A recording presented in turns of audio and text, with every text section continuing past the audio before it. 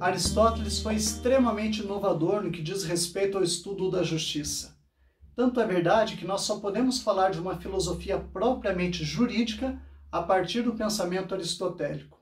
O grande filósofo separou duas formas de entender a justiça, sendo a primeira chamada de justiça universal e a segunda chamada de justiça particular.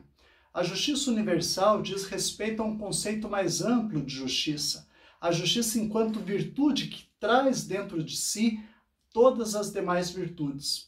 Enquanto que a justiça particular diz respeito à manifestação da virtude da justiça propriamente dita, a justiça entendida como virtude que se manifesta nas relações cotidianas celebradas entre os homens dentro de um Estado. Se nós queremos entender o conceito de justiça em Aristóteles, nós temos que estudar o conceito de justiça particular. O conceito de justiça particular em Aristóteles está intimamente ligado à ideia de lei. Para ele, a justiça e a lei caminham juntas, de tal modo que um homem justo é um homem cumpridor da lei.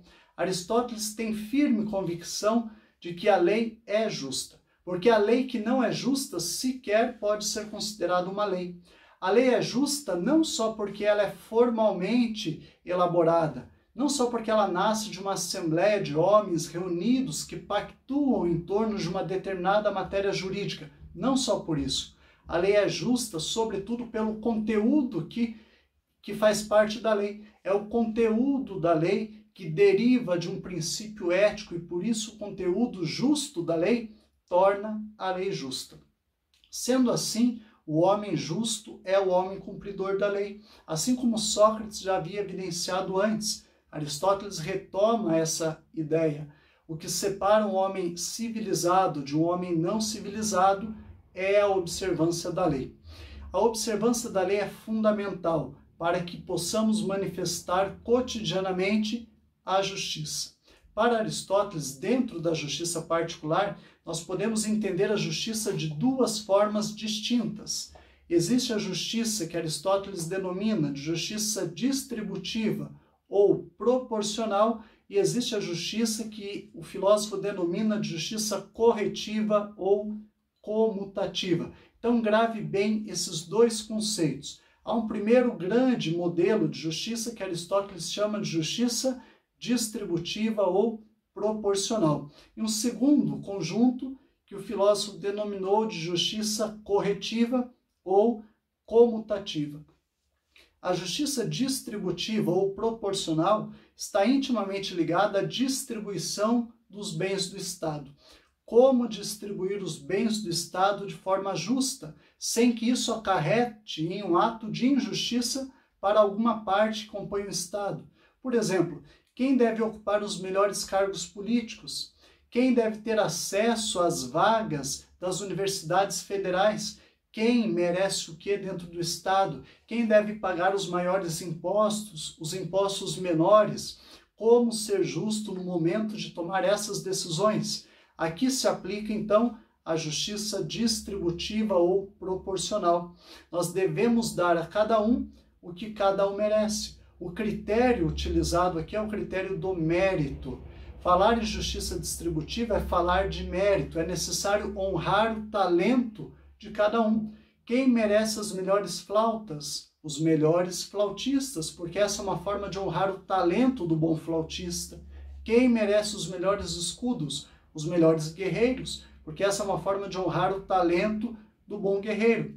Isso é justiça distributiva. Isso é justiça proporcional, porque você dá a cada um a proporção exata daquilo que cada um merece. Pessoas iguais merecem coisas iguais. Pessoas diferentes merecem coisas diferentes. Nós podemos usar para ilustrar essa proposta do Aristóteles um exemplo bem atual, uma sala de aula, onde um professor aplica uma avaliação, uma prova. A prova tem 10 questões, cada questão vale 1 ponto. O professor posteriormente vai corrigir essas provas e vai dar uma nota correspondente ao mérito de cada aluno, de tal modo que aquele aluno que acertou 10 questões merece 10 na prova. Aquele que acertou 5 questões merece 5, aquele que acertou 7 merece 7, e assim por diante. Veja, em uma prova, o professor tenta honrar o mérito de cada aluno, dar a cada aluno de acordo com o seu talento individual. Isso Aristóteles chamou de justiça distributiva ou proporcional. Há uma outra forma de justiça, que é a justiça comutativa ou corretiva. Essa diz respeito às relações privadas, as relações que se dão entre duas ou mais partes. Quando nessa relação entre duas ou mais partes há um prejuízo, quando uma parte gera um prejuízo para a outra, provoca um dano, é necessário corrigir esse dano, é necessário restabelecer a justiça. E aí se aplica de duas formas o ressarcimento do dano que uma parte gerou sobre a outra. Você pode gerar esse ressarcimento de forma voluntária ou de forma involuntária. Então a justiça corretiva ou comutativa, ela pode ser voluntária quando as partes entram voluntariamente em um acordo, mas ela também pode ser involuntária, quando as duas partes não entram em acordo e aí é necessário eleger uma terceira parte que vai arbitrar aquela questão e pacificar o litígio.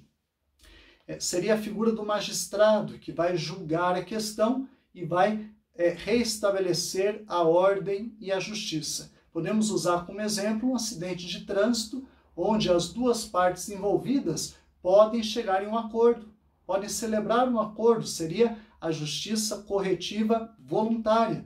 Voluntariamente, um motorista assumiu a culpa e pagou o dano gerado ao outro. Mas essa forma de justiça também pode ser involuntária, quando no mesmo acidente de trânsito as partes não entram em um acordo e aí é necessário que o juiz arbitre aquele conflito e pacifique a questão. O interessante é notar que tanto a justiça distributiva ou proporcional, quanto a justiça corretiva ou comutativa, cada uma delas se torna um marco daquilo que hoje nós chamamos de direito público e de direito privado, o que mostra como as propostas do Aristóteles são extremamente atuais e chegam até os nossos dias. Pensa nisso, um grande abraço e até mais.